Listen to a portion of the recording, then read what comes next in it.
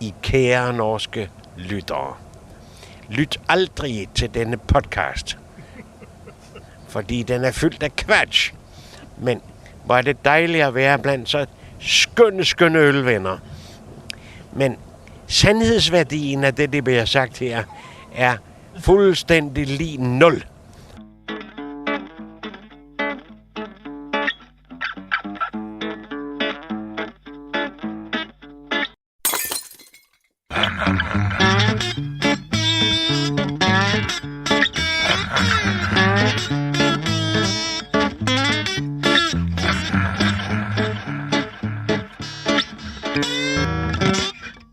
Velkommen til Vestkast episode 32. Dette del 2 av vår lille miniserie 4 rustne herrer på Øltur. Vestkast støttet av Vestbrygg, vår favorittleverandør av råvarer og utstyr til hjemmebrygging, og Pingvinen, vår favorittpub I Bergen for norsk håndverksmat og norsk håndverksøl. Husk at du kan følge oss på Facebook, på Twitter, du kan rate oss på iTunes, og du kan gå inn på vår hjemmeside vestkast.no og hjelpe oss til å lage enda mer og enda bedre podcast gjennom vår PayPal donation link. 4 rustne herrer på Øltur resultatet av en invitasjon fra Visit Flanders, eller altså turistkontoret I Flandern I Belgia. De 4 rustne herrene Knut Solem, Hugo Hatland, Sammy Myklebust og Berthelsen, I tillegg til den svenske herren Ronny Karlsson fra beernews.se og ikke minst dansken Carsten Berthelsen. I denne episoden drar vi fra Antwerpen via Malheur, og der stopper vi og snakker med bryggerimester Gijon de Lamdtsheer. Før vi ankommer Beersel, joiner Tour de Gøs. Førstemann ut der Aramand Delbelder fra Dreifontein. Så drar vi videre til Gert Kristiaens på Beersel. Så det Nicolas som jobber på Hansens, før vi avslutter med Carl Godot fra Dekam. Innimellom kommer det litt betraktninger, reisebrev og litt om sekkepiper. Ok, vi på dag nummer 3 I Belgia. Vi nå I ferd med å forlate Antwerpen, og da gir jeg mikrofon til Knut. Hva har vi opplevd så langt I dag? I dag har vi jo vært på et bryggeribesøk igjen, The Koning, som det gamle tradisjonelle hjørnestensbedriften I Antwerpen, som har reetablert seg selv. De har flyttet ut flasketappinga, og så til moderselskapet, som Duvel, og så brygger de øl, og så har de laget et besøkssenter. Ennå litt større og flottere enn I Esedals har I Trondheim, men ikke sånn gigantomanisk som for eksempel Guinness har. Og der kan man vandre rundt, lære litt om brygging og familiene som har eid bryggeri og sånne ting, og så smaker man på et par øl til slutt, og så har de restauranter og flott ostebutikk og slakter og bakeri, også knyttet til som ligger I samme kvartalet, sånn at det restauranter bare, og selvfølgelig sånn at egentlig så kan man jo være der hele dagen og kjøpe med seg en ostebit hjem og være ganske happy. Det veldig, veldig fint akkurat den. Altså, tydelig at de veldig oppmerksomme på hva de driver på. Han vi pratet med var veldig flink til å understreke at det var både slakter og baker og ostemakere, at de drev med håndverk. Jeg så det at de var flinke til å, på restauranten vi var på som het Black Smoke, at det var low and slow food. Så jeg likte konseptet, det var veldig fint og hyggelig, og bra øl da. Rolf? Ja, ølet skal vi si. Vi begynte jo med den klassiske Deconic bolleke, som den heter. En frisk, deilig, lettdrikkelig. Hva en blond? En amber? Hva det? Amber. Stod jo faktisk apa på flasken der, uten at det... Antwerpen Pale Ale. Ja, Antwerpen Pale Ale, vil jeg tro det. Veldig lite American Pale Ale, men ja. Litt sånn, hva skal vi si, en lett bronsefarget øl. Det høres jo egentlig forferdelig dårlig beskrivelse av fargen, men fint øl, lettdrikkelig øl. Jeg reiser med såpass rutinerte herrer. De kaller seg Rustne, og de insisterer på at jeg må få i meg en Wunderbaum. Nei, Underberger. Nei, det bevisst tull. I alle fall før jeg kommer i gang om morgenen. Jeg er ikke så rutinert som disse herrene her, så jeg drakk da en Underberger før jeg skulle smake på denne her pale alen. Og den smakte for min del ingenting. Det smakte rett og slett bare hostesaft. Når vi snakker om å komme i gang om morgenen, hvordan er dette her egentlig å komme i gang om morgenen, Rolf?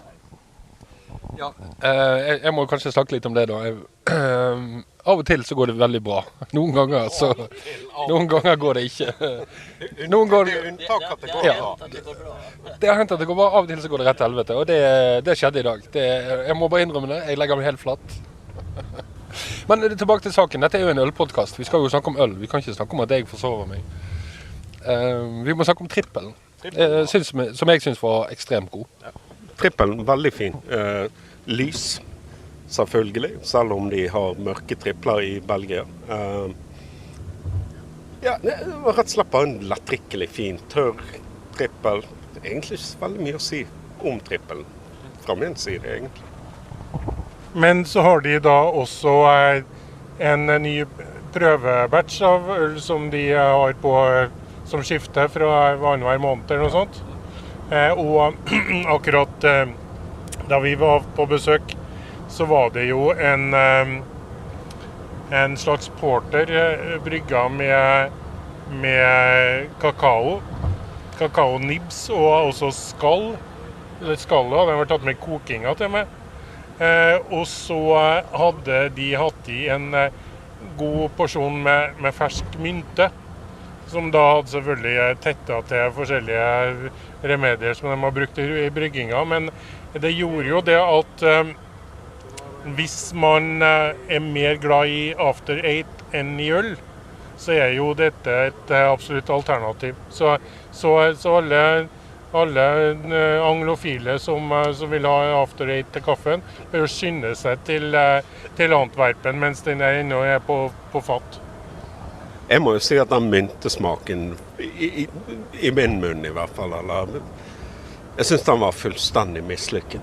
Jeg synes den myntesmaken her var, men det jeg liker, og det som han sa, er jo at dette er jo eksperimentelle øl. De brygges bare en eneste gang. Og han sa, bryggerimesteren sa jo det at han syntes vel egentlig at han allerede hadde tapt seg. Det er en utfordring med enkelte ingredienser de bruker i belgisk øl. Myntesmak gjør jo at ølet fort kan smake tannpasta, og det er jo, noen liker jo det selvfølgelig, men det er alt til sin tid. Og jeg synes jo også den korianderen som man bruker hvis man tipper opp i litt for mye av det, så blir det såpepreg, og det er heller ikke noen ting som jeg higer veldig etter når jeg skal ta et glass øl. Det interessante her er jo det at du får jo en miks da mellom hostesaft og tannpasta. Så vi må jo ganske langt tilbake i historien egentlig for å finne, altså dette var jo et rent medisinsk øl. Dette ville jo fungert fint for, la oss si, 300 år siden, når folk var syke og trengte å bli friske. Ja, og man hadde et universalmiddel for alle sykdommer. Ja, det var, ta deg en øl. Nå har antagelig guttene i baksetet fått litt for mye vestmale i bilen her, for ølet var ikke så gale som de beskriver. Det er ikke et øl du vil drikke mye av, men helt greit øl. Både sjokoladen og mynten, og spesielt mynten, var godt tilbaketrukket. Deler en med en venn etter middagen är helt greit. Eller vad säger du, Ronny? Ronny, säg något om öl. Jag tycker att det Connex godaste öl var samarbetsölen med New Belgium. Med hibiskus och rosvatten. En jättegod öl. Inte speciellt stark, men väldigt drickbar. Ja, der heiv vi plutselig en ny øl på bordet, og jeg for så vidt enig. Selv om jeg var veldig glad i trippelen jeg også da. Og nå sitter de fortsatt og drikker Vestmal i baksetet, så jeg vet ikke om vi skal fortsette å snakke om hvor vi skal videre. Uansett, oppsummert så langt så har vi hatt veldig mye godt øl og veldig mye god mat. Antwerpen har gode restauranter. Det bare å gå ut og nyte hvis du tar en tur her. Finner du ut at du vil ta kona med, så det også ifølge turistguiden og diverse, så det en av de 3 topp moteplassene i Europa eller verden, i alle fall mye mote. Greie shoppingmuligheter, store shoppingsenter og en del gamle fine bygninger. Så Antwerpen en by jeg faktisk har lyst til å komme tilbake till.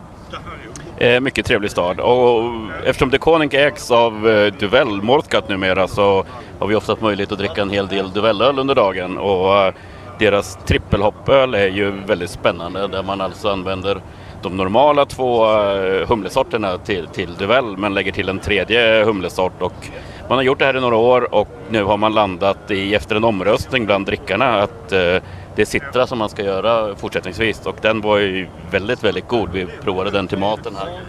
Helt enig. Jeg har smakt et par av eksperimenter underveis, og alle var ikke like vellykket, men nå har de landet på en solid god øl, så jeg gjerne drikker igjen. Ja, nå har Sammy laget en liten egen podcast-episode her, for at vi bak hørte ingenting av hva han sa, men det helt greit. Sånn livet i podcastverdenen. Det vi må også snakke litt om jo, altså det vi har besøkt i dag jo strengt tatt ikke innunder kategorien craft beer, tror jeg. Det jo eid av et stort kommersielt bryggeri. Men det kanskje litt av det som greien her i Belgia, at det som vi ølnørder i Norge tenker på som skille mellom craft og industri, det litt mer utvisket og litt komplisert her, sånn som jeg oppfatter det i hvert fall. Jeg vet ikke hva dere tenker. Nei, meg og Knut Halbert satt og pratet om det akkurat nå. Det her, det Koning-bryggeriet her, det jo eid av Duvel Mortgat, eller Mortgat, eller hva du sier det. Og det jo ganske interessant, fordi at i Norge så jo Duvel, det det jo i Belgia, og det jo et fantastisk godt øl. Og hele rekken av øl og bryggerier som Duvel Mortgat, som også selvfølgelig en sånn stor, de jo ute etter å tjene masse penger.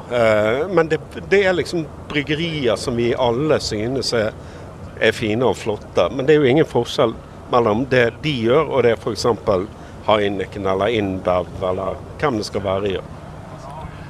Men det nok sånn at de som ikke store internasjonale konserner, men som store i belgisk sammenheng, også gjør en del positivt, at det gjør det mulig å overleve for en del av de mindre.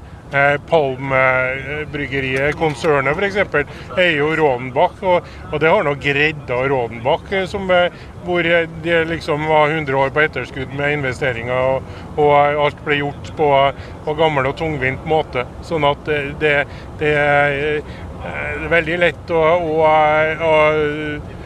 sette seg på sin høye hest og si at nei, vi drikker ikke makroøl og det for stort og kommersielt og sånt, men det et mer komplekst bilde enn som så. Og vi har jo vært på klosterbesøk og ser at det jo mer rustfritt stål enn kobber der også, selv om imaget kanskje helst fremstilles som noe annet. Jeg fikk jo lære veldig mye å være på tur i Belgia. Altså alle disse surøl, gøseriene, de her som vi tror egentlig bare har levd sitt eget liv i ualminnelig mange år. Alle de har jo egentlig for mer enn 20 år siden slitt så hardt økonomisk, og det har vært så lite etterspurt i Belgia, og at de har slitt med å overleve. Altså, og da snakker vi om de virkelig fine, store Cantillon og alle disse her. Sånn at det jo ingen tvil om at det har skjedd noe i Belgia også. Jeg hørte det at Michael Jackson, ølskribenten, han walisisk han at han, når han tok tak I belgisk øl, så var han faktisk med på å redde I alle fall noe av det belgiske øl. Ja, det helt sikkert det at det som har skjedd de siste 20-30 årene internasjonalt når det gjelder øl, jo det at det mange ølstiler som var på rett ved å bli utdødd fullstendig, og så kom den store ølinteressen som gjorde det mulig å både bevare, men også fornye veldig mye av det som har skjedd, og det at man klarte å etablere et marked som var bredere, gjorde at man investerte og klarte å få til en økonomisk ryggrad I en del av de virksomhetene som har vært drevet på veldig tungvint og gammeldags vis da. Men det jeg tenker jo at det vi forbinder med belgisk øl da, altså konklusjonen må på en måte bli at det faktisk ikke drevet av skjeggete og tatoverte hipstere som står på et lite bryggeri og svetter 7 dager I uken. Det faktisk proffe selskaper som lager outstanding bra øl. Kan ikke det være en slags konklusjon? Jo, men når du sier det, så det en ting til. Jeg helt enig I det du sier. Duvel, som vi I Norge setter veldig høyt, alle trappistølene. Altså det gjennomsyret av en profesjonalitet. Men de hipsterne med skjegg og tatoveringer, mislykkede tatoveringer, sikkert noen av de, altså de finnes de, og vi møtte jo en I går, han Bukerider-karen med lengre skjegg enn Sammy Myklebust. Flere tatoveringer Det skal mye til. Flere tatoveringer enn Knut Albert. Ja, det skal enda mer til. Nei, han hadde bare en. Men altså, de finnes jo de også. Det det som hele poenget mitt, at de her små hipsterbryggene, de jo her, de også. Men det noe som kom I det siste. Men det klart at når det gjelder hipsterbryggerier I Belgia, så det, eller for så vidt nyetableringer, så det jo enkelte av de små som nesten utelukkende produserer for det amerikanske markedet. Jeg var på tidligere besøk her på et bryggeri som heter Hoft St. Dormal utenfor Løven, og der det 2-3 basisøl, og så lagres det på 40 forskjellige fat som det har vært forskjellige typer vin og sprit på. Og så har du da en serie med 40 forskjellige barrel-aged som du da kan få tikkere I USA til å gå på. Limited edition hele smørja. Tequila og han var veldig interessert I norske akevittfat da jeg var innom, så jeg hadde han visst noen kontakter. Så her det jo bare snakk om gimmicken egentlig da. Ja, noen ganger det gimmicken, noen ganger det gode ølet. Altså, det et mangfold og et mylder, og det liksom, man må bare dykke ut I og finne ut av det. Det derfor det så morsomt. Det som å være I en godtepose. Ja, og noen av og til så får du der gummisnop, og det jo ikke noe godt da. Men andre ganger så får du en sånn der skumbanan, og de veldig gode. Jeg tror vi skal kanskje oppsummere dette med det som vi ble enige med Mr. Bukerider I går. After all, it's only beer. Hello, I'm Gijon de Lamdtsheer, the brewer of Malheur brewery in Buggenhout, Belgium. The brewery exists for 20 years. We are making top fermenting beers and some special ones, champagne beers, which are made here and a part in France. I've been working over here since a year and a half. I'm a brewmaster, I'm a German brewmaster, and I'm leading the production with my colleague. But you told me earlier that you're actually a lawyer. Indeed, yeah. I did some. I did my school at Brussels, at the University of Brussels, to become a lawyer. But in the end, I made the best choice to become a brewer. So, if you want to describe Malheur's, the brewery's concept of beers, what is it? The concept is really about making top fermenting beers, floral, not that crafty wise, but floral, citrusy, top fermenting, a good hoppy nose, and easy to drink. Are you relating to traditional Belgian brewing or modern craft brewing? We are more relating to traditional Belgian brewing. Yeah, definitely. But the beers I've tasted is they have a, compared to the traditional Belgian breweries, they have a little twist. They have a little small twist, yeah. We try to have a little small twist by using raw hops, raw leaf hops, and so on, because we're in the opinion that they give more taste, more floral pronunciations in the mouth when you're drinking it. The lupulins and so on, the aroma thing. We are trying to have those in our beers by using the leaf hops. But you have a core line of beer, which is the Malheur. It's 6, 8, 10, and 12, isn't it? Indeed, we are brewing, I think, 11 or 12 sorts of beer. Malheur 6, as you mentioned, 8, 10, 12, and then 3 champagne beers. And then we're making some special ones. Yeah, we didn't have been drinking these, but it's a novice black triple. It's a dark triple, and this range of beers, plus the champagne beers, are really wide, and it's cool to brew them during the week. But we have to talk about the champagne beers later. But I've noticed and I've felt in my body and in my brain that all the beers you make are pretty strong. Yeah, that's correct. Yeah, that's correct. The beers are really strong, but they are quite drinkable as well. And that's the problem. The beers are high in alcohol percentage. That's true. It isn't always that easy, yeah. But that's the street we are going into. Not making the highest beer at all, but for us, the alcohol volume level, in comparison with the taste, is at best at when it's at 9, 11, 10, 12 degrees. Yeah. And the beers is also, as a chef, I'm thinking that I can really pair this beers with food. Definitely. For that you should search on our website, www.malheur.be or .com, I don't know that well. But we are really definitely food pairing our beers with some fishes, with some meat, and so on. Definitely. Like most of the Belgian beers, it's really made for food, isn't it? Yeah, it's made for food, yeah.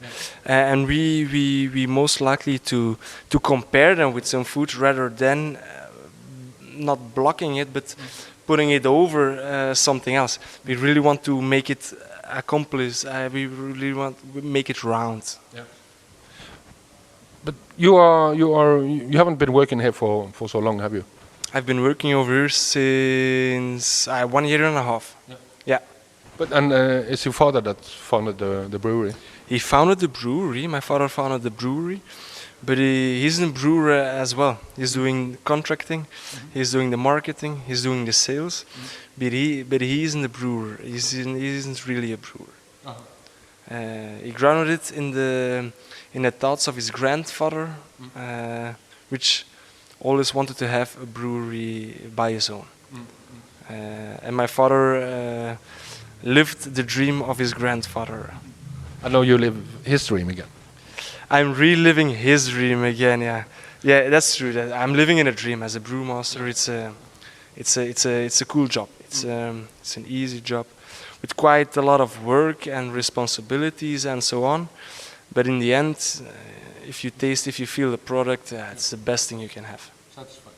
It's satisfying, indeed, yeah. But it's not a small, it's not a big brewery. It's not at all. We are producing 6,000 hectoliters a year, but we want to increase it a little bit. It's with all those kinds of beers, quite difficult to have them, at the same time, at the same packaging and so on.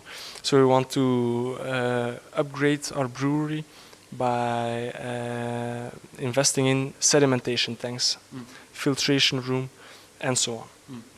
So right now you're producing like 3,500 liters per batch? Or? No, we are making 2,500 a batch. Yeah? The brew house is made for a 2,025 hectoliters brew house. And then the fermentation goes by 1, 2 or 4. You know that Norwegians are not used to think in hectoliters, we think in 1,000 liters. In 1,000 liters, yeah. Then I'm making 2,500 liters. But we have to talk about the champagne beers, because that's a weird thing in the beer world. Champagne beer, what is that?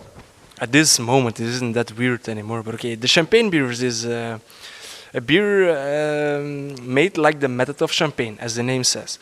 It's re-fermented with a champagne yeast, and it's evolving, or it's following the process of a champagne bottle, in which after re-fermentation in the bottle is turned around and twisted upside down, that the yeast and all the other particles are in the bottleneck of the bottle. Over there it gets frozen, the dégorgement, and after that they put a real cork on it. And then you have a champagne beer. The two ones we tasted is the Malheur Brut and the Malheur Dark Brut, yeah. They have their base. They have their base in our main beers, the Malheur 10 and the Malheur 12.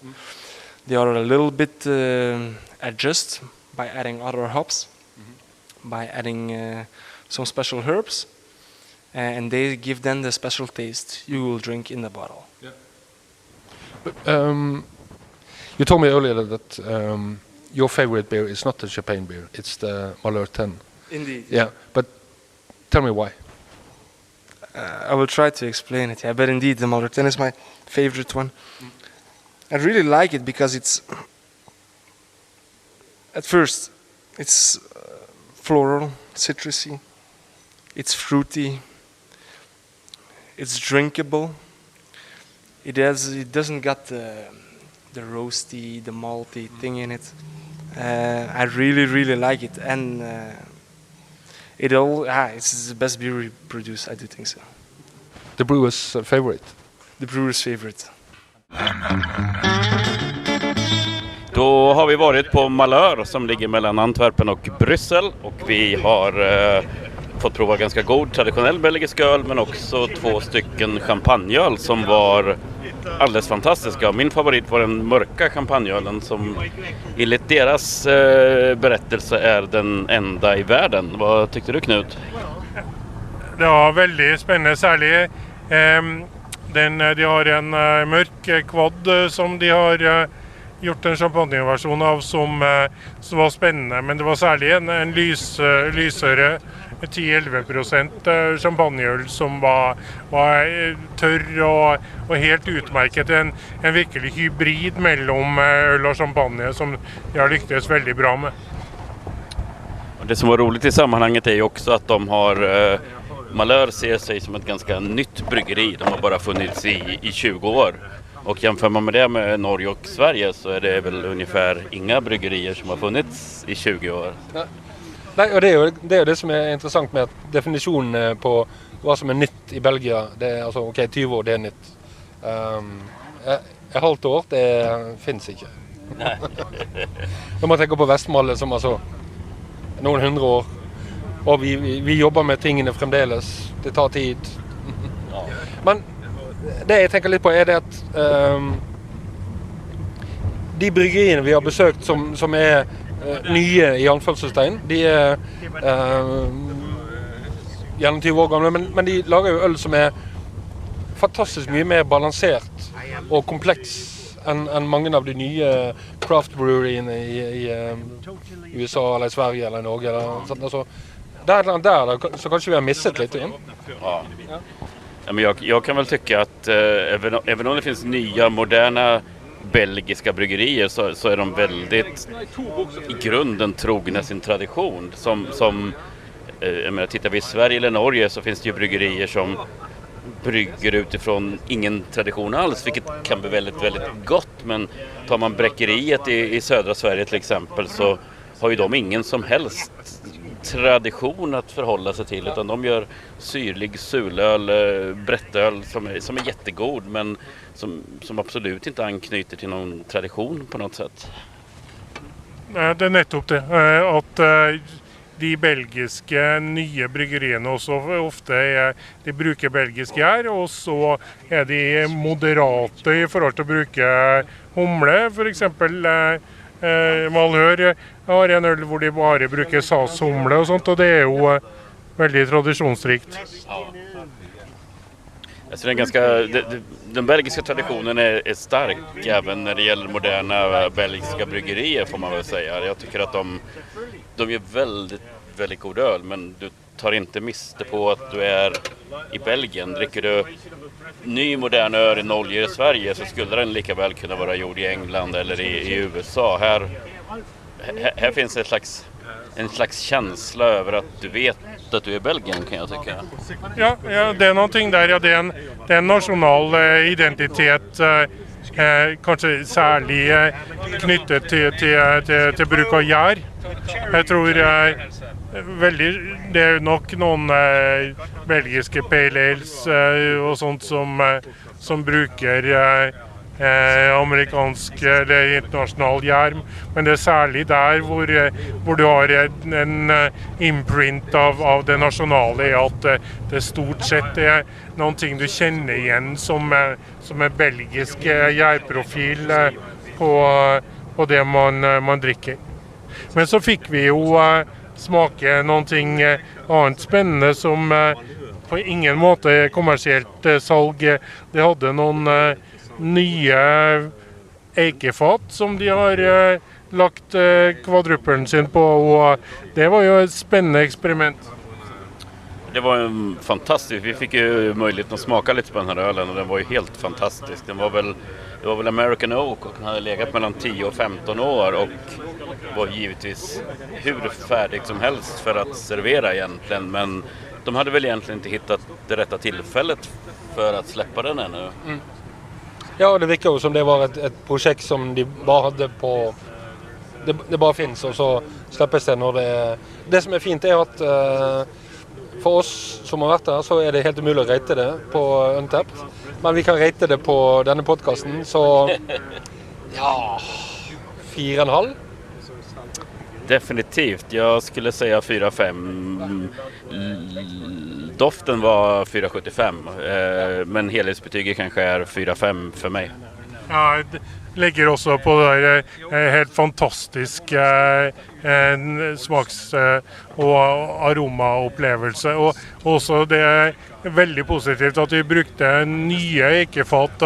At det er ofte at mange skal ha noe som har bourbonpreg eller Brunello eller Chardonnay eller hva det skal være, men her var det nye eikefat som da gir den renere profilen igjen også, som passer veldig bra her. Jag skulle säga att det var ett väldigt tydligt kännetecken för Malheur, att det var, de gör ju, jag menar belgiska bryggerier gör starka öl, vi pratar om öl som var 11,5 eller 12%, men rakt igenom från Malheur 6 upp till den mörka champagneölen så var det väldigt, väldigt balanserad öl, och du fick hela tiden känslan av att de inte var så starka som de faktiskt var. Ja, og den favorittølen til bryggeren selv, Malheur 10, det er jo altså det kan man jo sitte og drikke på terrassen en tidlig formiddag i juli, når som helst. Men man får jo betale for det. Ja, man får betale for det.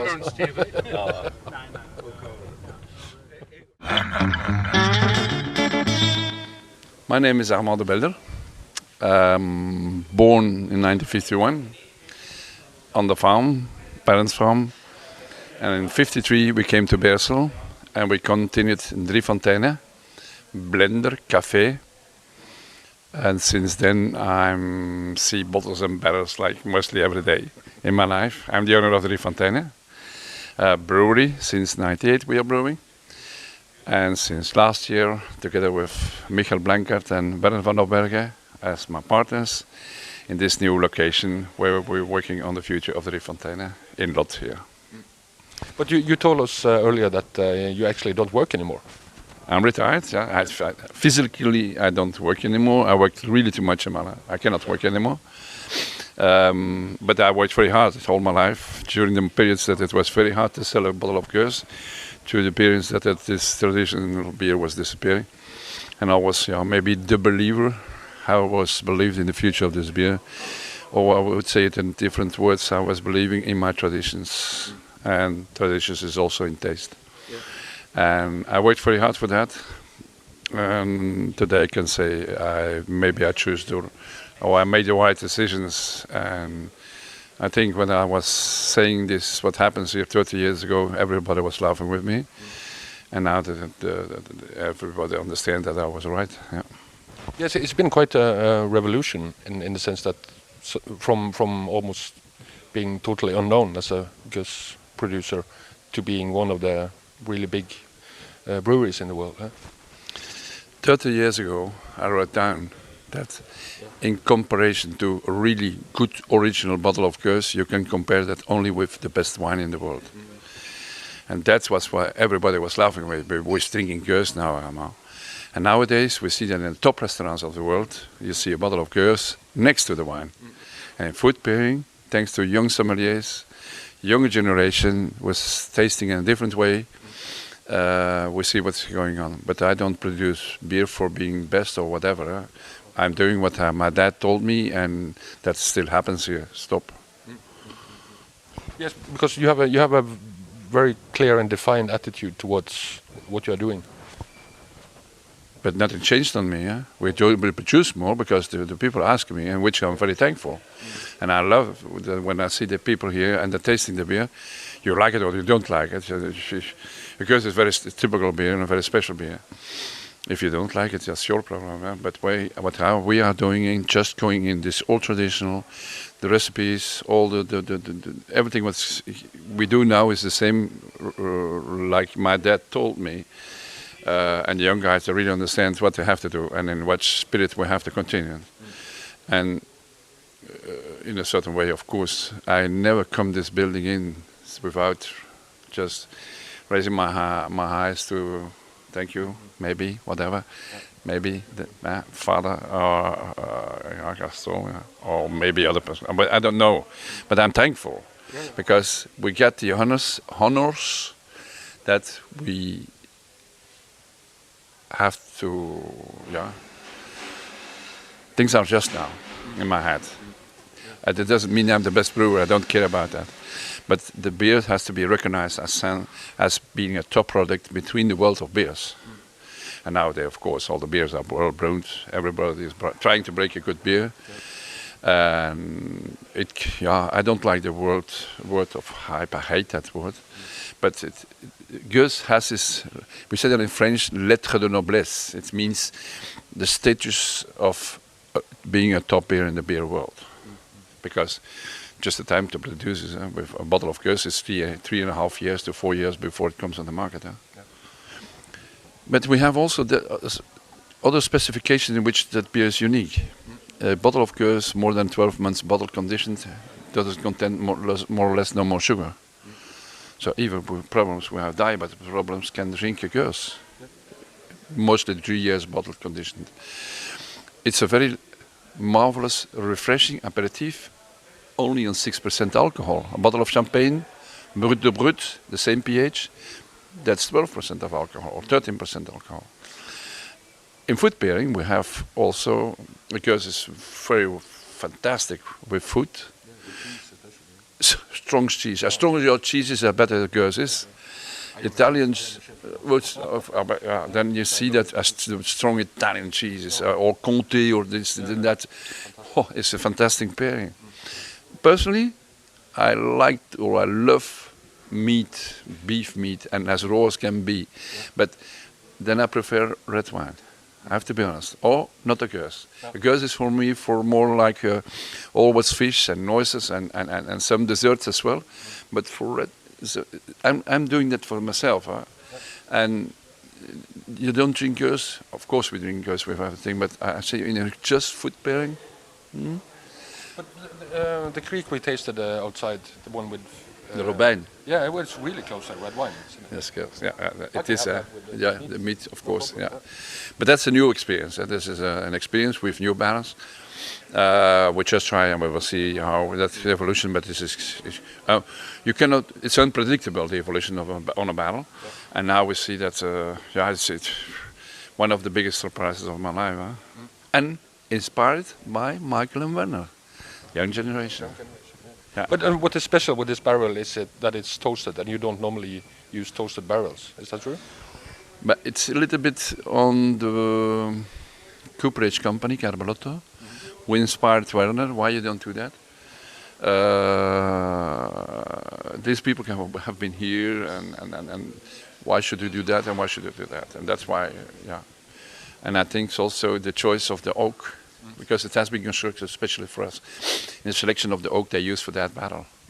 So this is technical high performance barrel. But you are a pretty small brewery compared to, but you are growing a little bit now. We can grow in function of our storage of 3 years barrel aged lambics. Yeah. So we produce like this winter 1,500 hectares bottle conditioned goes. Next year it will be 2,000 hectares. Or a little bit more. That could, in function of your storage, of your barrel aging. So, and we have the intention not to be a big brewery. 5,000, 6,000 hectares, bottle conditioned beer. Stop, that's more than enough.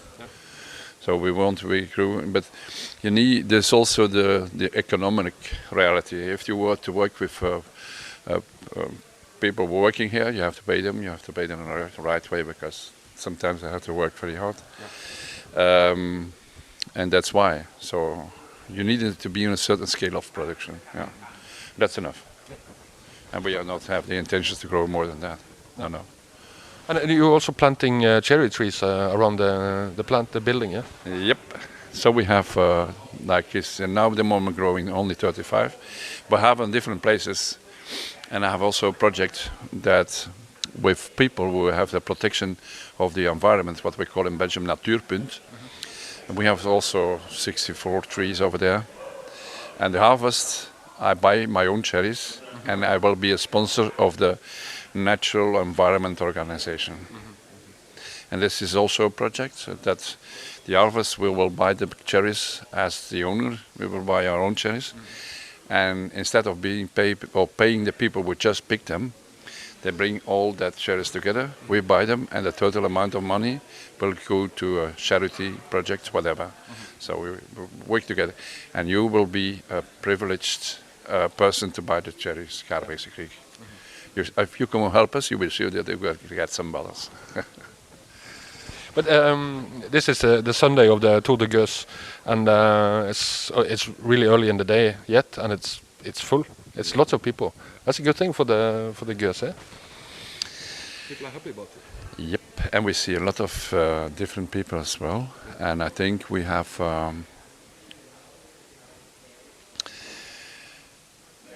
In a certain way, it makes me happy that Gueux is not linked to drinking beer and being drunken. Gueux is linked to have a good moment, opening a good bottle, sharing with friends. That's why we have the Lambikodroom here, by a local cafe here. It's a tasting room, it's not a cafe. So you buy a bottle, and if you buy a bottle, you ask 12 glasses, you can get 12 glasses. Why not? If you come here for tasting, you're welcome. If you're coming for drinking and be drinking, we have a cafe in the village, whatever you can find, industrial beers for that. And this is just relaxing and having a moment for tasting and have the experience about what is the richness of this beer. And in taste, of course, it's a very complex beer. It is, yeah. Thanks a lot for taking the time, Aramand. Yeah, thank you.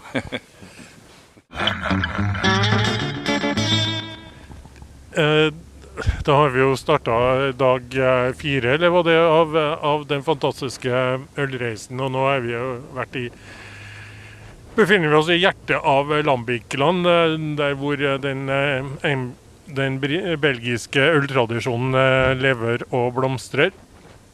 fantastisk omvisning i de nye fasilitetene for Dry Fontenen ved Aramand, som tredje generasjon eller noe sånt i det bryggeriet, som prøver å gi fra seg tingene til yngre krefter, men han fremdeles en mann med sine meningers mot om lambic og litt om surøl fra andre land også, som han ikke holdt så veldig høyt i kurs.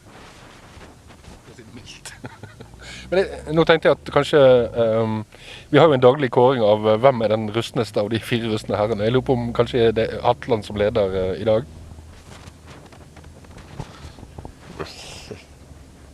Rust never sleeps. Hugo Hatland her. Jeg mistet brillene mine i går. Av og til når du på øltur, så må du faktisk drikke øl. Og det var vel meg og Carsten og Rolf som holdt lengst i går. Vi hadde det meget hyggelig i går. Ja. Men for å late som om jeg faktisk på denne planeten fortsatt. Nei, som Knut sier, vi har vært på Dry Fontenen. Ja, veldig interessant. Veldig interessant det han sier om lambic-tradisjonen, og som du sier, Knut så har han jo absolutt sine meninger. Jeg synes det var veldig gøy å høre en mann med masse integritet si det at fordi om noen amerikanere hiver litt brett opp i et øl, så blir det ikke en lambic av den grunnen. Sånn, og han hatet humleøl. Han fortalte det at i går så hadde de hatt besøk av en del amerikanske bryggere, og alle hadde gitt han en double IPA. Og så lo han, og så sa han det var jo det verste han visste. Omtrent. Det er utrolig for en person, men samtidig så skjer det jo innovasjon også i Dry Fontenen-bryggeriet og blenderiet. Vi besøkte jo nå det nye Lambikodromen, som er et lagringssted og besøkssenter og bar og så videre. Bryggeriet sitt har de fremdeles der det har vært tidligere, men det er noe som virkelig har ekspandert voldsomt tradisjonsølet her i Frankrike også, bare de siste 5 årene. Når vi her nå i dag og ser den voldsomme interessen som for dette, men når jeg smakte hommage-øl, så tenkte jeg det at dette virkelig tradisjonelt øl. Dette helt uforlignelig. Det en øltype som egentlig lett kunne avgått med døden, tror jeg. Mange av disse bryggeriene så har strevd. Og så kommer denne ølbølgen, som kanskje redder de litt mer enn vi tror. De blir mye større alle disse her i hvert fall. Ja, så klart. Og det er jo det samme med norsk tradisjonsbrygging også, om det gjelder sørdalsmalt eller kveik, så var det jo liksom siste 10 året før det ble kroken på døra, hvis ikke det har kommet et oppsving igjen. Så det er helt klart det, og i Belgia og for så vidt resten av Sentral-Europa så har det jo vært brygga mye surøl tidligere tider. Det er jo dokumentert for eksempel i området rundt Løven at der var det mye sånt. Og i Tyskland finnes det også noen små rester igjen. Det var ikke bare Berliner Weisse, men det var tilsvarende mange andre steder i Tyskland nå. Men det har dødd ut, eller så godt som dødd ut overalt. Så flaks at det ble ridda noen rester av de tradisjonene. Hello, I'm Gert Kristiaens from Beersel brewery in Belgium, and we are specialized in traditional lambic beers. So the brewery is from 1882, but actually closed down at the end of 2002, and I revived Beersel in 2005 again to safeguard traditional lambic beers. So you're producing only traditional goses and lambics? In the lambic beers, we only produce the traditional version. We don't produce the sweet beers, but we also have some other beers in the Berthelsen range, and these are top fermenting beers or mixed fermentation beers. But you don't brew your own wort here, do you? No. So before closure of the brewery, 50% was brewed here on site, and 50% was brewed already on another site, another brewery, but according to the recipe of Beersel. So when I took over the brewery and they didn't invest for the last 40 years here, I had to choose between investing in the capacity of the traditional production of lambic beer, so spontaneous fermentation, aging on wooden barrels, and the blending, or to invest in a new brew house. But if you invest in a new brew house, then you don't have any money to invest in all the lambic on wooden barrels, and that's what helps you grow as a lambic producer. So we first decided to invest in these wooden barrels, and now we have over 3,000 hectoliters of lambic on wooden barrels. And so one of the next steps will be to put a new brew house here. But everything step by step. We've been reviving this only since the end of 2005, and we're like 10 times bigger than before closure of the brewery. So we need to go step by step. We're already going fast enough. But that's kind of the difference between lambic brewers and normal brewers or beer brewers, that you have a different time perspective. Huh? Yeah, everything takes time here. To produce a good bottle of Gush, you need 3.5 years. So, I mean, all the investments we've just, like in February, invested in a cherry garden behind the brewery. And that cherry garden, we have cherry trees there for Schaerbeek's cherries, so the cherries from the region here, and you don't find them so much. And even that project, it takes time. I mean, these trees, they will give only fruit in like 3 to 5 years from now. So everything takes time. But I started without Beersel to safeguard traditional lambic beers, and it's not a plan for the next 5 or 10 years. It's for the next couple of generations that we do this. So we know the moment we started without Beersel that it's going to take time, and I'm not going to see everything from it, but I want to make sure that we have a solid basis to safeguard lambic beers for the future generations. Yeah. And it seems like there's good times for these kind of beers these days, eh? Yeah, it's evolving. Well, you see as well a lot of movement in the craft beer sector, and lambic beers are not really part of that craft beer sector, of the new craft beer sector. It's an old craft that we're doing here, and it's growing. Lambic beers are growing, but they're not exponentially hyped like an IPA, for example. But they're more stable, I would say, in sales and growing step by step. The market is growing. Of course, there's a market for sour beers, but then our lambic beers, they're not so extremely sour. At the moment, what you see is that people, once there's a new kind of beer style, First of all, the new brewers, they're going to experiment with the ingredients and add more until it's too much, and then they go back. We've been producing lambic beers since 1300 or even before. So over these generations, knowledge has been passed, and which makes now that our lambic beers are far milder, far more accessible, but very complex, very enjoyable. Whereas most of the sour beers that you find in the market, they're sour but one direction. They're not sour and complex at the same time. So we're not making beer to make it sour. We're making beer to make it complex, enjoyable, and refreshing. So I think that's a challenge for the new generation breweries. They have to make sour beers that are refreshing, full of character, enjoyable. Yeah. So you see a good future for your business, or for the Gush business? It's evolving, I mean, but it's hard work, and lambic beers are not the most expensive beers in Belgium when you buy them. If you compare that to other beers that you find all over the world, special craft beers, lambic beers are quite reasonable for the production time that it takes.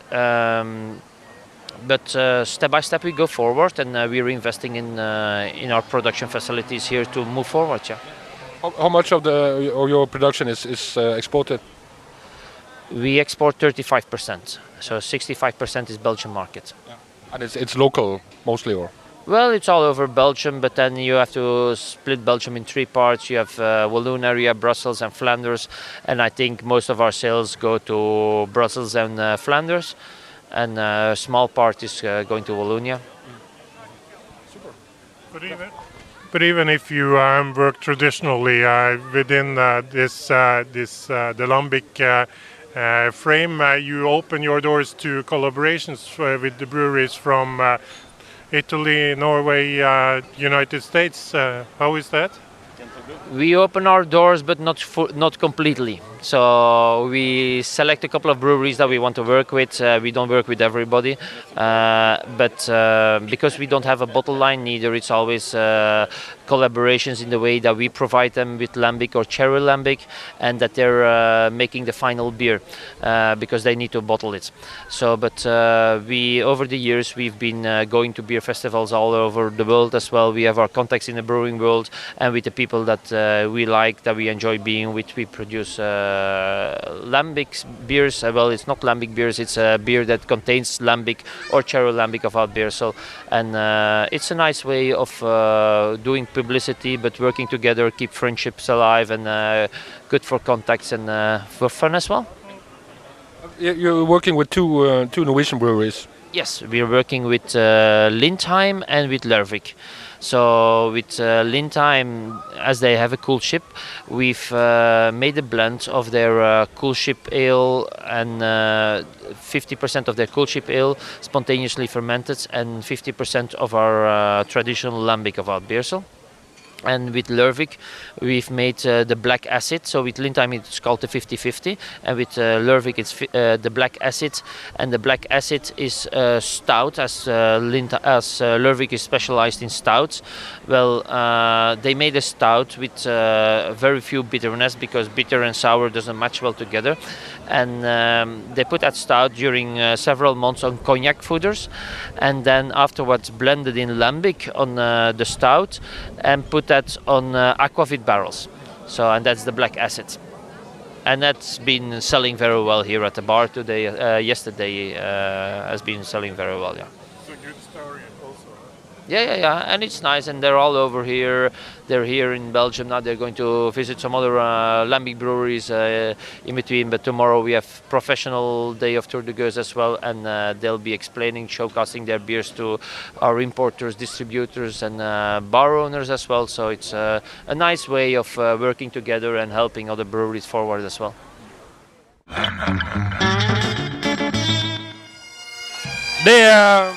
Veldig få mennesker vet om Knut Albert Solem, at det er jo en passionert sekkepipeentusiast. Ja, det er liksom, vi har noen guilty secrets, flere av oss, og det er jo egentlig det jeg lever ånde på. Så jeg har 750 sekkepipelåter på min Spotify-liste som jeg har lastet ned. Så jeg har fylt opp telefonen med sånn. Dette kan vi jo legge ut på Vestkast sine hjemmesider, så alle kan fordele den spillelisten. Og det at vi får en sånn opplevelse her i Belgia er jo en fantastisk bonus på reisen. Men i og med at du kjenner jo ganske godt til sekkepipemusikk, hvordan vil du vurdere dette på en skala fra 1 til 10? Det her er jo ølfestivalsekkepipemusikk, sånn at det er jo ikke liksom filharmonien. Sånn at det her er jo en solid 5-er, kanskje en svak 6-er. Det er det jo, men og der er jo, det er jo ikke heltids, det er jo ikke Edinburgh Tattoo. Men jeg synes det er veldig hederlig at man også i Belgia har liksom spred det glade budskap. Det som veldig få kjenner til er at Belgia hadde en stolt sekkepipetradisjon frem til første verdenskrig. Da ble tyskerne forbød den type praksis, men de hadde da opprettet en undergrunnsbevegelse. Da var det gjerne ølkjellere her i Lambic-området, hvor de øvde, sånn at det her er da blitt en liten enklave med sekkepipevirksomhet, som da lever sammen med de gamle øltradisjonene. Det er helt fantastisk. Veldig interessant. Og i Tyskland så har man jo messingblåsere, og man må jo bare gi seg over. Enda over.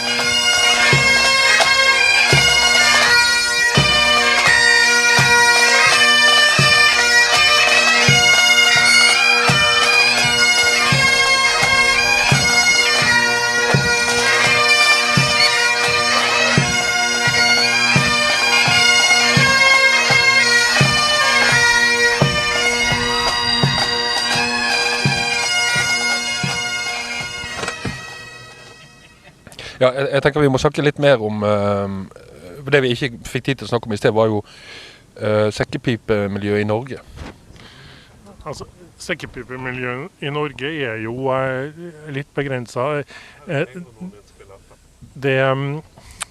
Vi kjenner jo til Prillarguri og den massakren som skjedde oppe i Gudbrandsdalen da skottene prøvde å invadere Norge.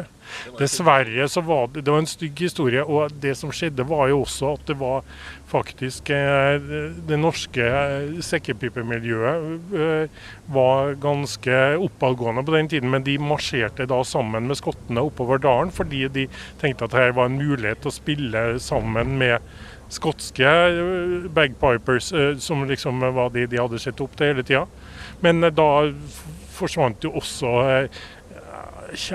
stammen i det norske sekkepipemiljøet da allerede den gangen tilbake på 1600-1700-tallet. Så etter det så har de ikke klart å reise ryggen igjen på noen ordentlig måte. Sånn som, så det har ikke vært en levende kultur sånn som det har vært i Belgia for eksempel.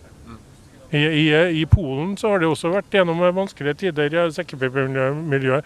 Der har de holdt ut i saltgruvene.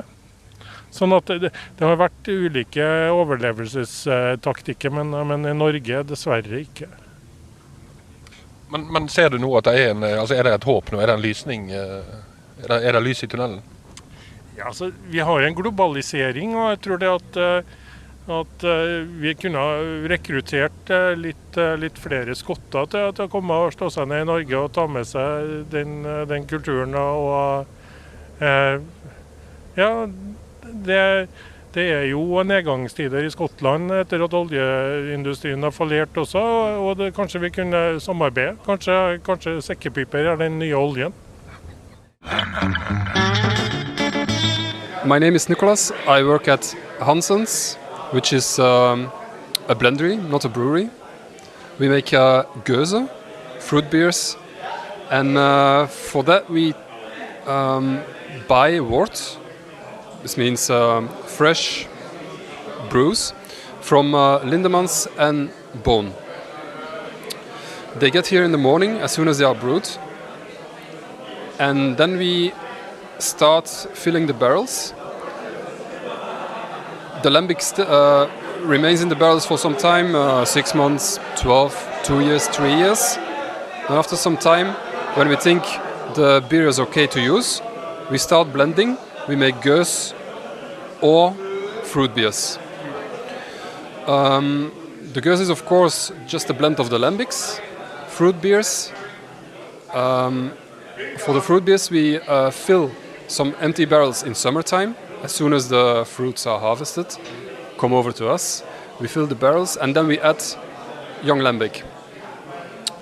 Then again a fermentation starts for some months, usually half a year, 6 months probably, most of the time. And then we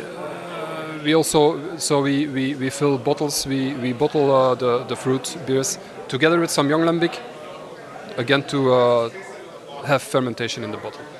So you do second fermentation in the bottle? Second fermentation in the bottle, of course, which takes also about 6 months again. Can you talk a little bit about the history of this blendery? This blendery was started in end of the 19th century, and then it was in fact started as a brewery, lambic brewery. But after the war, you know, and in the World War, the Germans came and they took all the copper from the breweries, so there was no installation left after the war. And here, the family the Hansens family decided to only not to start brewing again, but only blend beers after that. And since then, it has been a blendery, and I think it's the 4th generation now who's in charge. Yeah. The one I have in the glass now is the Creek Lambic, which is a special release for this event, isn't it? That's a special release. It's made from Schaarbeekse Creek, a particular variety, not very hard to find. But we have some older people, farmers in the neighborhood who have still some trees in their gardens, Each summer they bring some kilograms in boxes over to us, and we fill barrels with it. So we just have enough to make a blend with the Schaerbeekse Kriek, and we can produce Schaerbeekse Kriek 100% Schaerbeekse Kriek. There are some. It's very hard to find. Some other brewers are doing it too, but mostly it's a blend of usual Belgian cherries or Polish cherries with the Schaerbeekse Kriek. But this is 100% Schaerbeekse Kriek. It has a really, really big acidity. Yeah, the acidity is of course also part of it. So you have wood, barrels in wood. There is some interaction between the inside and the outside of the barrel, which from that you have some kind of oxidation. So you always have some acidity, also because of the, of course, the beer is sour. It's a character from the beer, but it gets sometimes not even more acidity by the interaction of the air a bit, maybe. And the older the lambic gets, the more you have the dryness and also the tartness and everything. Yeah. But, how big is this blendery? I mean, how many hectoliters per year? We produce about between 700 and 1,000 hectoliters a year. Yeah. So it's really like a small one. It's a small one, yeah. So it's just family owned, and there's one employee part-time. Yeah. And that's you? That's me. Yeah. But it seems like there is the sour beers, the Geuses and lambics, and there's a trend that it goes upwards the last years. Yeah, probably. The difference between normal beers, so to say, is the fact, I think, that it's the fermentation goes to the end. So at the end of a good lambic, good Geuse, you have almost all sugars are gone. So you have a very dry beer, which is in fact, you could say it's a very natural process. So the brewer makes an extract from grains, which is totally sweet, and then he gives it back to nature. A normal brewer with more common beers adds yeast. I think there's a big difference, and it's more, I think, a natural taste. And the more you drink it, the more you tend to go to the lambic beers and avoid more sweet beers, because there's a lot of beers who have some kind of sweetness remaining, dextrins and sugars which are not fermenting. So that's the difference, and I think it's good. Yeah.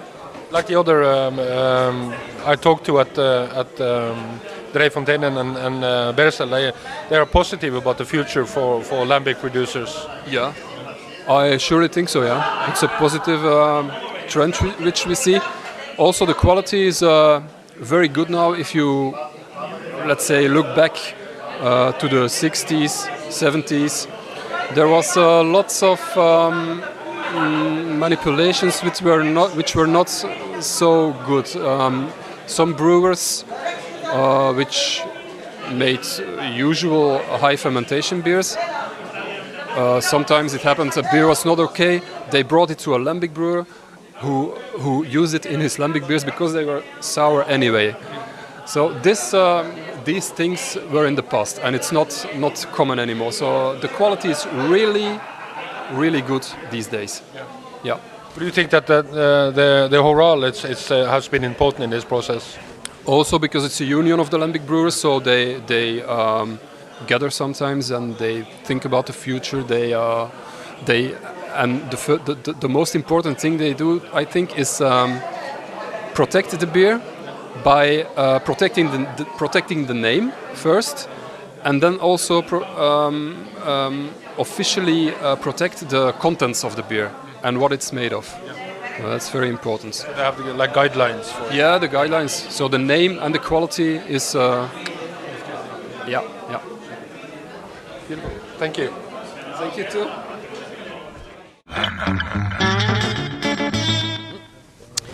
Ja, då har vi varit på Boon, ett av många lambiköseställen utanför Bryssel, och det här var ett av de bättre ställena skulle jag vilja säga. Jag tycker att de gör väldigt mycket goda och spännande öl, och det som kanske var allra roligast var att prova det som kallas för en megablend. Det finns ju en, som jag kallar det för, en förening som heter Horal här, där de olika bryggerierna eller blenderierna har en liten organisation, sina lambiköl helt enkelt, och de gör en öl varje år, och vi fick prova 2013, 2015, 2017, och det var ganska stor skillnad på dem även om alla var bra.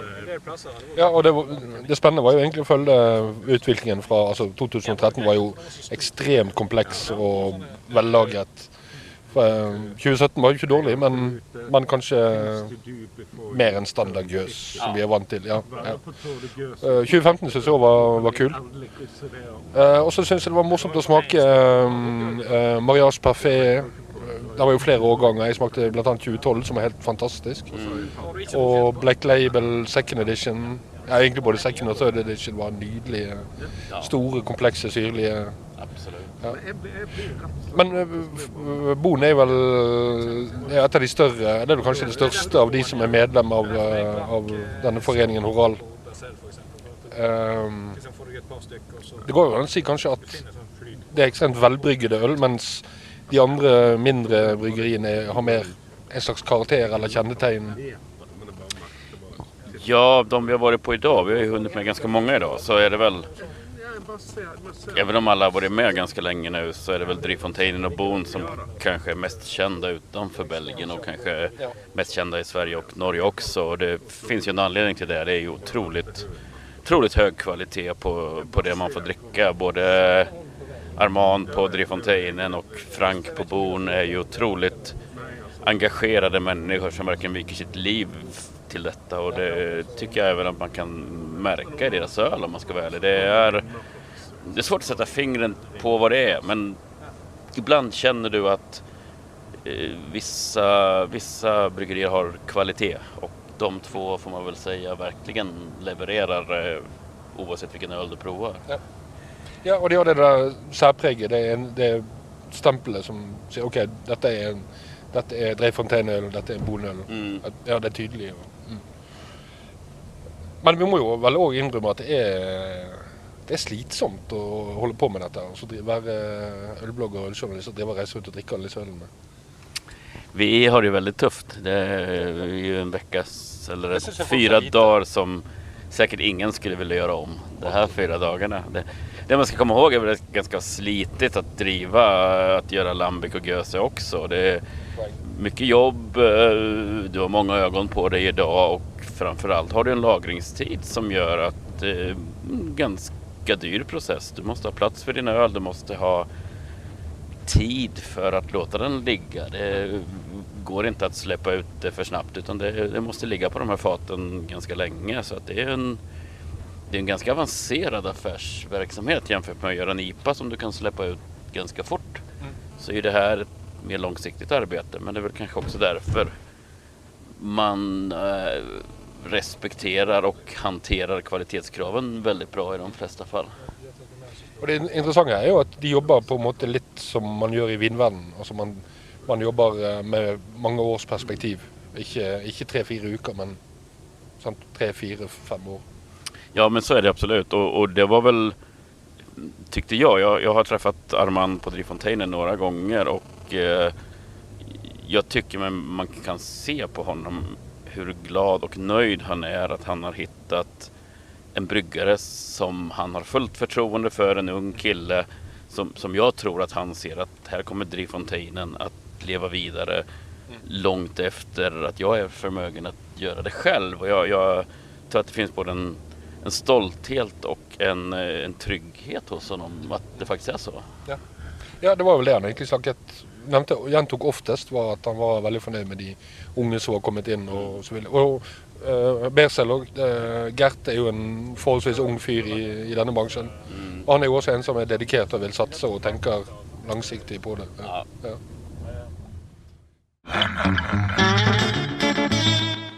So I'm Karel Godot from the Kam in Gooik, where we make traditional lambic beers. I'm a blender. So we take in the wort from 5 regions of Hatland after one night coolship. So we don't brew here, and I'm very proud to be a blender because then you can add all the flavors of the different directions of Hatland in one bottle. We do this here for about 20 years now, and we started up again in the year 1750. There was a brewery here at this place. The Kam is a combination being a farmer in summertime and being a brewer in wintertime. That's the old traditional Flemish word for it. And in 1920, the brewery was destroyed by the wars.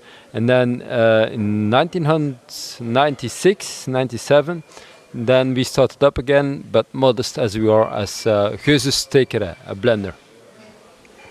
So I just tasted some of the beers that you add different berries like red currant and blueberries and nectarine. And nectarine, is that that's not a traditional way to do it, is it? No, it's true, but it's not only nectarine, it's also with peaches.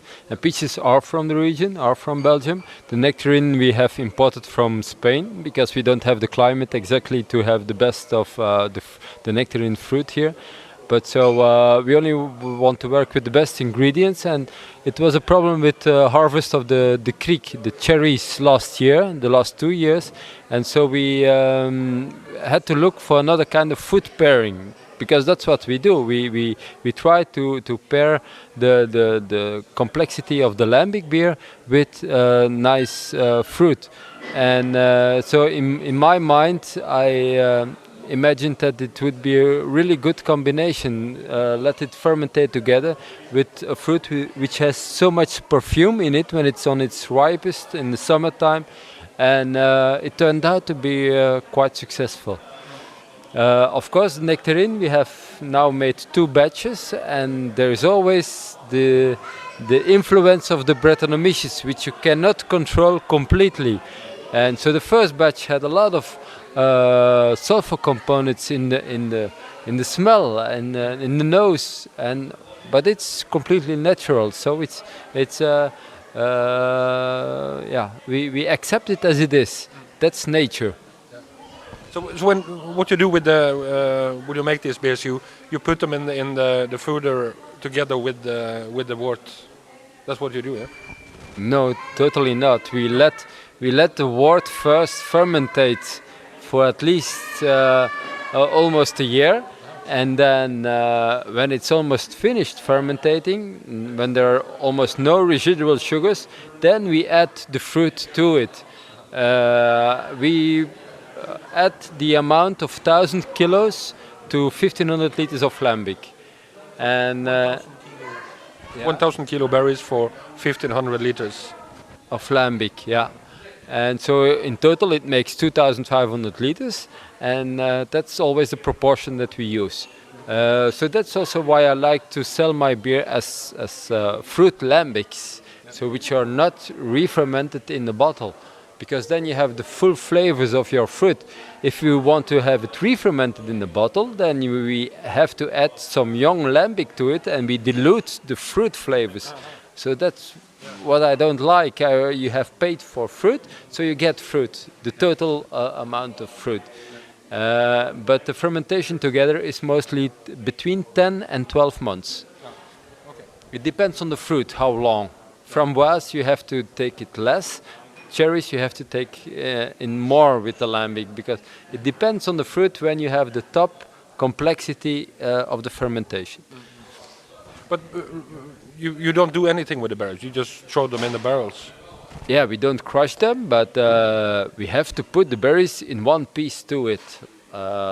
Cherries with stones, the nectarine, and peaches with stones.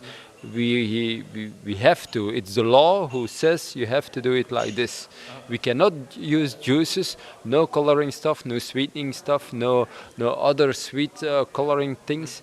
No, only 2 ingredients: the lambic coming out of the fermented wooden barrels, and then we add the fruit to it in one piece. That's it. The other beers we have right now, we have your ukes, and we also had. I also tasted your lambic. Can you tell us a little bit about that? Well, ukes is always the blend of the 5 different lambics that we take in, and after fermentation in the wooden barrels for 1 year, 3 year, and 4 year old, we try to make the best perfect blend. The young lambic has to be able to ferment the old lambic, and the old lambic will cool down, will chill down the young lambic. So without adding any yeast, without adding any sugars, there is a re-fermentation for another 10 to 12 months, and then the ukes is ready. But it's always too soon to open the bottle. We should wait for 7 years to open a bottle of ukes. When we do the oude lambic, then we have to wait for 3 years to put it into a bottle, because young lambic of 1 year old, then the bottle would explode. The fermentation is still going on too strongly. We can never forget that the Brettanomyces is surviving on alcohol. It's not like other yeasts who get a little bit lazy after they have created alcohol. Brettanomyces will survive after 5 years, after 10 years, after 15 years. So it's a really dangerous thing if you are not used to work with it. But that's our habitat. We work with more than 90 to 100 microorganisms in each brew. It's spontaneous fermentation. This is not wild fermentation, this is spontaneous fermentation. So everything comes in during that one night in the open coolship, and what has been in the wooden barrels from the former brews. We also do not make sour beers, we make lambic beers. It's a big difference, you know.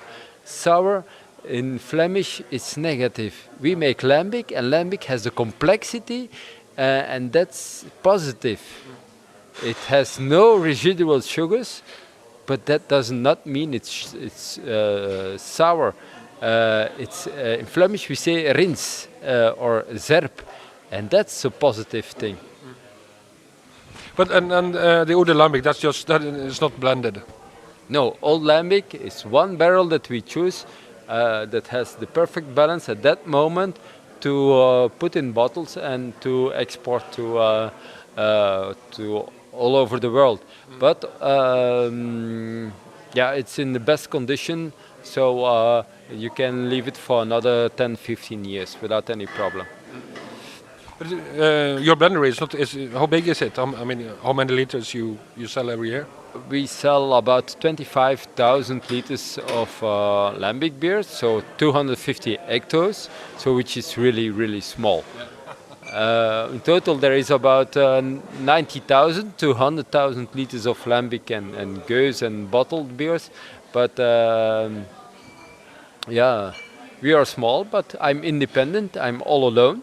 And there's nobody, no investors, nobody above me who says you have to do more volume this year, you have to do more profit. I work hard, and if I'm tired, I go home. And I'm happy that I'm independent and on my own, and that's what I like. We talked with some other lambic blenders and brewers, and they're all feeling quite positive about the future of gueuze and lambics in Belgium. Yeah, me too. And if it goes a little bit slower, then we still will survive. We have been through the worst days 20 years ago. We were like Don Quixote in the desert, believing in our beer, and it was as if we were the only ones. And nowadays we have internet, and we can our story through Facebook to the whole world. And our heritage of more than 500 years, I think we can do another 500 years without any problem. People are now aware that tradition and healthy beer and natural beer And that is what lambic is. We work together with nature to make the most healthiest beer in the world. Then that has a future. It certainly has. The problem in the former 20 years, it was too complex and too much flavor to lots of people. They were used to drink beer without any taste, and they were happy with it. In lambic, it doesn't. The story is not about alcohol, but it's about flavor, about complexity.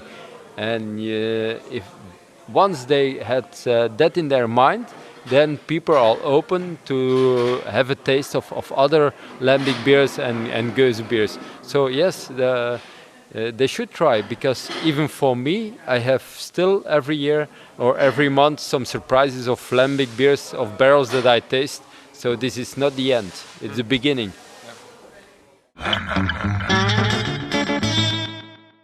Du har lyttet til episode 32 av Norges første og antageligvis beste podcast om øl og ølbrygging. Vestkast som vanlig støttet av Vestbrygg, vår favorittleverandør av råvarer og utstyr til hjemmebrygging, og Pingvinen, vår favorittpub i Bergen for norsk håndverksøl og norsk håndverksmat. Husk å følge Vestkast på Facebook eller Twitter. Husk å rate oss på iTunes. Og hvis du har lyst til å hjelpe oss til å lage enda mer og enda bedre podcast, gå inn på vestkast.no og bruk vår PayPal donation link. Spacecraft Studio har stått for teknikken, og denne episoden laget av Rolf Bergesen.